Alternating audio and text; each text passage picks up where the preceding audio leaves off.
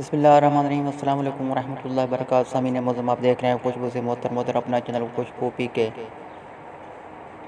सामीन, जैसा कि आप जानते हैं कि आजकल सोशल मीडिया हो या दीगर रसाई के ज़राए जिनमें अखबारात और टीवी हैं, उन पर ये मुबैसे जारी हैं और टॉक शोज़ पर भी आप देख रहे होंगे कि पीटीआई के दो अहम रहनुमाओं के दरमियान आजकल चिप क्लिस पर ये मुज़ाकरे और दीगर टॉक शोज़ जारी हैं कि पीटीआई के दो रहनुमा जिनमें मखदूम शाह महमूद कुरैशी और जंगी तरीन हो गए, इनकी चिप क्लिस का क्या बनेगा, ये कब तक तय रहेगी?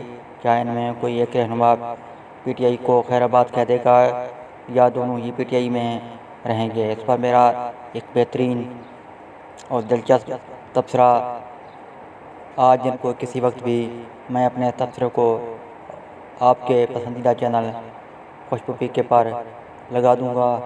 तो आप अपने इस चैनल खुशबू पी के साथ जुड़े रहिए। मिलते हैं बहुत जल्द नई वीडियो के साथ, नए तजियात के साथ। तब तक के लिए मुझे इजाज़त। पाकिस्तान जिंदाबाद।